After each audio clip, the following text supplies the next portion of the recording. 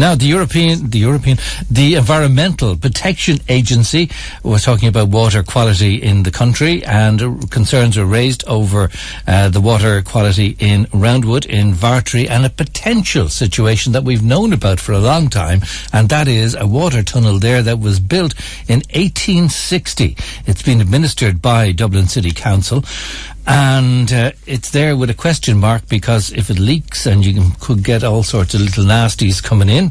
There's another issue as well, is that the water is actually generated in County Wicklow. So shouldn't Dublin give us a few quid for the water that's generated here? Let's talk to Derek Mitchell, Fine Gael councillor in Greystones. Derek, good morning.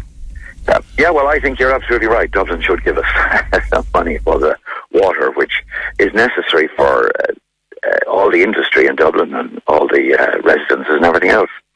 About 90% of Dublin's water comes from the Roundwood and the Blessington reservoirs. And first of all, there was a major disruption when it was put in.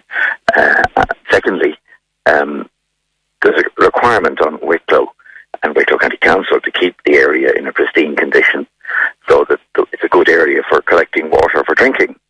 And the whole economic basis of Dublin it really depends on Wicklow's water. Now, in 1860, as you say, the Roundwood Reservoir was built and that tunnel was built. And in the 1861 Dublin Corporation Waterworks Act, we in Wicklow were to get free water for Bray and Greystones, free treated water. And this went on till about 2007, and it changed a bit, and we got a subsidy, the council, after that, when that stopped, until about 2013. And so we were compensated for this and having to do this. And but it stopped then, and nobody noticed, strangely. It was complex. And I prepared a paper earlier in the year which really drew together those facts from long ago. And we're asked the Minister for Environment to try and get this reinstated.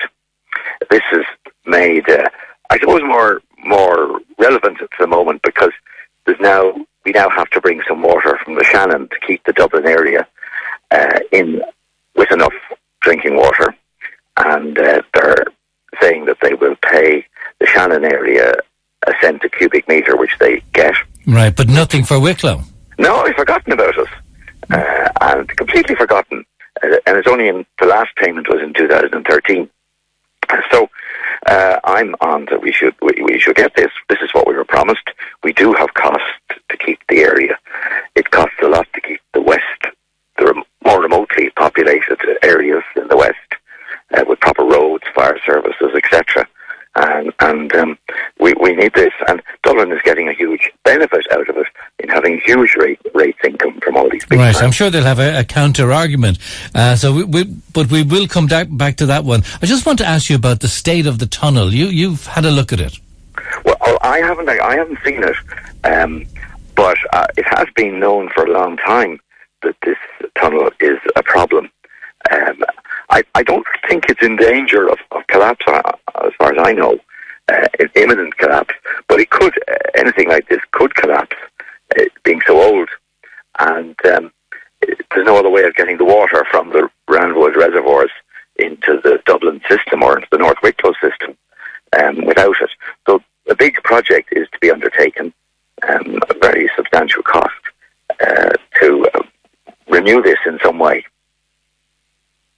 Yeah, and of course Dublin will be paying for that. Well, everybody will be paying. It's all changed now. Yeah. In the Irish water, everybody who uses that water will pay for it when they have it. And where Dublin didn't seem to have the investment funds to make a sort of proper arrangement over the last decade, in case this tunnel did go wrong. Well, what's your fears, or if you've got any, as regards the water supply, say, for the next 10 years or so? Well, if the tunnel does collapse, there will be a very major problem. So I hope that this project gets underway and make sure that there's a fallback position. And there's quite a big project between the mains, the tunnel, the plant at Roundwood needs to be improved. And they also have to put a cover on the reservoir at Cllr, where is out in the open, which was the way it was done years ago, but is not considered acceptable now. So well, we have to hope that, as in the last 100 years, the tunnel didn't give a problem. But I suppose that these things have a design life, and it's probably over that design life. Okay. All right. Thanks for your thoughts on that, Derek. I must come back to you, actually. You ran through my head thinking about something recently when we were talking to Sean O'Neill from Infrastructure Ireland about the M50 becoming a car park, and I know you've got a great interest in the merge.